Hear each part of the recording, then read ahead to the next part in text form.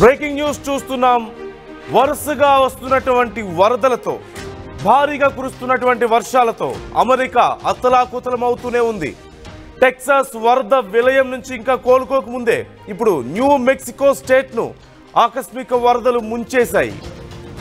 రుడియోసో టౌన్లో ఎమర్జెన్సీ ప్రకటించింది US national weather service. రుడియోసో నదిలో ఒక్కసారిగా వరద పోటెత్తింది. వరదల్లో వందలాది ఇళ్లు కొట్టుకుపోతున్నట్లుగా తెలుస్తోంది. వందలాది మంది ప్రజలు ఈ వరదల్లో చిక్కుకొని బిక్కుమంటూ ప్రాణాలను అరచేతిలో పెట్టుకొని రక్షణ చర్యల కోసం వెయిట్ చేస్తున్నారు. ఇటీవల టెక్సాస్ వరదల్లో 100 మందికి పైగా మృతి చెందిన విషయం మనం చూసాం. ఈ నేపథ్యంలో మరొకసారి అమెరికాను ఈ భారీ వర్షాలు, వరదలు అతలాకుతలం చేస్తున్నాయి. ఇప్పటికే టెక్సాస్ ఫ్లడ్స్తో, టెక్సాస్ వరదలతో అమెరికా ఇంకా కోలుకోకముందే 100 మందికి పైగా పౌరుల్ని కోల్పోయి కోట్ల ఆస్తి నష్టం జరిగి, 100 కోట్ల ఆస్తి నష్టం జరిగి ఇంకా టెక్సాస్ పూర్తిగా కోలుకోకముందే మరోవైపు అమెరికా మరొకసారి ఇలాంటి బాధాకర, భయంకరమైనటువంటి పరిస్థితిని ఎదుర్కోవాల్సి వచ్చింది. ఈసారి న్యూ మెక్సికోలో తిరిగి వర్షాలు, వరదలు పెద్ద ఎత్తున వస్తున్నాయి.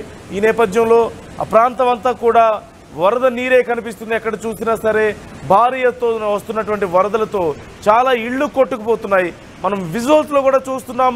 పూర్తిగా ఇళ్ళన్నీ కూడా మునిగిపోతున్నాయి. ఆల్మోస్ట్ ఒక ఫ్లోర్, గ్రౌండ్ ఫ్లోర్ దాటి ఫస్ట్ ఫ్లోర్ వరకు కూడా నీరు ప్రవహిస్తున్నాయి. కొన్ని చోట్ల ఇళ్ళకి ఇళ్ళే కొట్టుకుపోతున్నటువంటి పరిస్థితి మనం చూస్తున్నాం. టన్నుల కొద్ది బరువు ఉండేటువంటి ఇళ్ళే పూర్తిగా కొట్టుకుపోతున్నాయంటే, మన పేక మేడల్లా కూలిపోతున్నాయంటే పరిస్థితి ఎంత దారుణంగా ఉందో అర్థం చేసుకోవచ్చు. ఇక సాధారణ ప్రజలు ఇళ్లపైకి ఎక్కి చాలామంది సహాయక చర్యల కోసం ఎదురు చూస్తున్నటువంటి పరిస్థితి కనిపిస్తుంది. మరోవైపు ఇప్పటికే సహాయక చర్యలు కూడా మొదలయ్యాయి. అయితే చాలా ప్రాంతాల్లో రోడ్లు కొట్టుకుపోయి, వంతెనలు కొట్టుకుపోయి, పూర్తిగా చెట్లు కూడా కొట్టుకుపోతున్న తరుణంలో, భారీ వృక్షాలు సైతం ఈ వరద ధాటికి చాలా ప్రాంతాల్లో కొట్టుకుపోతున్న తరుణంలో సహాయక చర్యలకు ఆటంకం ఏర్పడుతున్నట్లుగా తెలుస్తుంది. సహాయక చర్యలు కొనసాగించడానికి కొంచెం కష్టంగా మారినట్లుగా తెలుస్తుంది. ఈ తరుణంలో అక్కడ టెక్సాస్లో మాదిరిగానే ఇక్కడ కూడా ఎయిర్ సపోర్ట్ తీసుకోవాలి అంటూ ఆలోచిస్తున్నట్లుగా సమాచారం. ఎయిర్ సపోర్ట్ ద్వారా వెంటనే సహాయక చర్యలు ప్రారంభించబోతున్నట్లుగా సమాచారం అందుతోంది. మరోవైపు ఇప్పటికే డ్రోన్ కెమెరాలను ఉపయోగించి ఏ ప్రాంతాల్లో పరిస్థితి ఎలా ఉందో చూస్తున్నారు. న్యూ మెక్సికోలో ఉన్నటువంటి పరిస్థితిని ఎప్పటికప్పుడు చూస్తున్నారు. టెక్సాస్లో మాదిరిగానే వెంటనే సహాయక చర్యలు ముమ్మరంగా చేసే విధంగా ప్రయత్నాలు జరుగుతున్నట్లుగా తెలుస్తుంది. దీనికి సంబంధించి ఇప్పటికే యుఎస్ గవర్నమెంట్ కూడా సమీక్షిస్తున్నట్లుగా తెలుస్తుంది. పూర్తిగా ఒక భారీ ఇల్లు కొట్టుకుపోవడాన్ని మనం చూస్తున్నాం. విజువల్స్లో చూడొచ్చు. ఇళ్లే కొట్టుకుపోతున్నాయంటే ఇక ప్రజలు ఎక్కడుండి రక్షణ పొందగలుగుతారు? ఎక్కడ ఈ వరదల నుంచి తప్పించుకోగలుగుతారు? సహజంగా చాలామంది ఇక మరీ ఎక్కువ వరద వచ్చినప్పుడు సహజంగా ఇల్లు కూడా మునిగిపోతున్న సమయంలో ఇళ్ల మీదకి ఎక్కి సహాయక చర్యలు ఎవరైనా చేస్తున్నారా లేదా, ఎవరైనా వచ్చి రక్షిస్తే బాగుండని ఎదురు చూస్తుంటారు. కానీ ఇల్లే ఏదో ఆట వస్తువులాగా కొట్టుకుపోతున్నాయి ఈ వరదల్లో. ఇలాంటి పరిస్థితుల్లో ఇక ప్రజలు ఎక్కడని తలదాచుకోగలుగుతారు? ఎప్పటి వరకని ఎదురు చూడగలుగుతారు అధికారులు చర్యలు తీసుకోవడం కోసం అని చెప్పి? మరోవైపు ఎందుకని అమెరికా వరుసగా ఫెయిల్ అవుతూ వస్తుంది అంటే ఈ వర్షాలు, వరదల విషయంలో ఎందుకని ఒక ముందే అంచనా వేయలేకపోతుంది అనేది ఒక కీలకమైనటువంటి అంశంగా మారింది. ఓ పక్క భారీ వర్షాలు కురుస్తూనే ఉన్నాయి. ఎగువన వర్షాల విషయంలో ఫెయిల్ అయ్యారు. సరే, వరదలు ఎటువైపు ప్రవాహం ఎక్కువగా ఉంటుంది, ఏ ప్రాంతాల మీద ఈ వరద ప్రవాహం ఎక్కువగా ఉండే అవకాశం ఉంది అనే దానికి సంబంధించి ఎందుకని అమెరికా అంచనా వేయలేకపోతుంది? ఇప్పటికే ఈ వాతావరణ శాఖ టెక్సాస్లో ఉన్నటువంటి పరిస్థితుల్లో కూడా చాలా వరకు ఫెయిల్ అయిన విషయాన్ని మనం చూసాం. అంచనా వేయలేకపోయింది. ఇప్పుడు రుడియోసో నదిలో ఒక్కసారిగా వరద పోటెత్తింది. మనం స్క్రీన్లో చూడొచ్చు, రైట్ సైడ్ చూస్తున్నాం. ఒక పెద్ద ఇల్లు కొట్టుకుపోతుంది. ఒక పేపర్ బోట్ లాగానో లేదంటే ఒక చిన్న ఆడుకునే వస్తువులాగానో ఆ నీళ్లలో ఒక పెద్ద ఇల్లు కొట్టుకుపోతుందంటే పరిస్థితి ఎంత దారుణంగా ఉందో అర్థం చేసుకోవచ్చు. సహజంగా ప్రజలు బయట ఏదైనా సమస్య వస్తే, ప్రకృతి విపత్తులు వస్తే ఇళ్లలో దాక్కుంటారు. లేదా ఇళ్లలో కూడా నీరు చేరింది ఇలాంటి వరదల్లో అంటే ఇంటి పైకి ఎక్కి వెయిట్ చేస్తారు ఏదైనా సహాయక చర్యల కోసం. కానీ ఇళ్లే కొట్టుకుపోతున్నాయి. బయటికి వెళ్దామంటే ఎక్కడ చూసినా సరే 8-10 అడుగుల ఎత్తు వరకు నీరు ప్రవహిస్తుంది. పెద్ద వృక్షాలు కొట్టుకుపోతున్నాయి. ఈ తరుణంలో అసలు ఎక్కడికి వెళ్ళాలి, ఎలా తమ ప్రాణాలను రక్షించుకోవాలి, తమ ఫ్యామిలీని రక్షించుకోవాలో తెలియడం లేదు. మనం చూస్తున్నాం ఎంత అవలీలగా, అంత భారీ ఇంటిని సైతం ఎంత అవలీలగా ఆ వరద ప్రవాహం తీసుకెళ్తుందో మనం చూస్తున్నాం. ఒక భారీ డిస్ట్రక్షన్ మనం చూస్తున్నాం. మ్యాసివ్ డిస్ట్రక్షన్ అనే చెప్పాలి. మొత్తం మీద అమెరికా ఇలాంటి వరదలతో సతమతమవుతుందనే చెప్పాలి.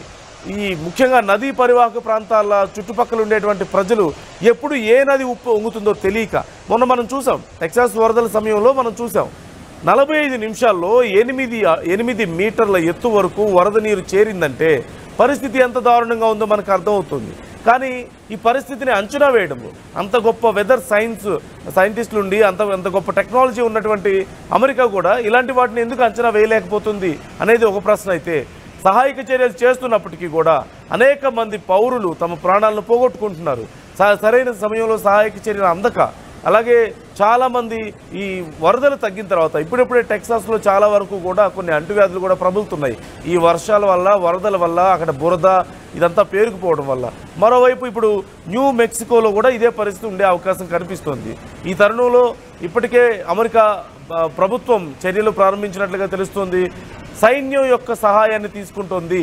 ఓవైపు ఎలాగైతే టెక్సాస్లో సహాయక చర్యలు చేశారు, డ్రోన్ కెమెరాస్తో ఏ ప్రాంతాల్లో సమస్యలు ఉన్నాయో చూడడం, వెంటనే అక్కడికి ఎయిర్ సర్వీసెస్ని పంపించడం, అక్కడి నుంచి ఎవరైనా సమస్యలో ఉంటే ఎయిర్ లిఫ్ట్ చేసి వేరే ప్రాంతాలకు తీసుకురావడం మనం చూస్తూనే ఉన్నాం. ఈ నేపథ్యంలో ఇప్పుడు న్యూ మెక్సికోలో కూడా అలాంటి ఒక సహాయక చర్యల స్ట్రాటజీని ఫాలో అవ్వాలంటూ చూస్తున్నట్లుగా తెలుస్తుంది. మరోవైపు చాలా ప్రాంతాల్లో సహాయక చర్యలు అందించే లోపే ప్రజలు ప్రాణాలు పోగొట్టుకుంటున్నారు. 100 కోట్ల ఆస్తి నష్టం జరుగుతున్నటువంటి పరిస్థితి. అడవుల్లో ఈ చెట్లు కూడా కొట్టుకుపోతున్నాయి, భారీ వృక్షాలు కొట్టుకుపోతున్నాయి, బ్రిడ్జిలు కొట్టుకుపోతున్నాయి, రోడ్లు కొట్టుకుపోతున్నాయి. ఈ నేపథ్యంలో చాలా వరకు సెల్ టవర్స్ కూడా కొన్ని ప్రాంతాల్లో పాడైపోయినట్లుగా తెలుస్తుంది. ఈ తరుణంలో సిగ్నల్స్ లేక, తినడానికి తిండి లేక, నీరు లేక, మంచినీళ్ళు లేక ప్రజలు నానా అవస్థలు పడుతున్నారు. ఒక్కసారి అక్కడి పరిస్థితి ఎలా ఉందో మీరే చూడండి.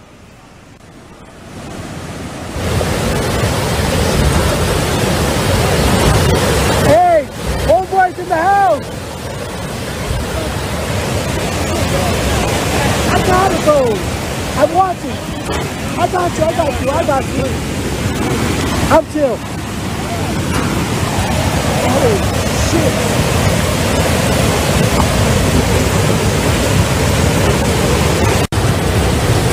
Sheesh. He said sheesh. Oh, the house. Oh, the house! Oh! Hey, homeboys in the house! I got it though. I'm watching. I got you. I'm chill.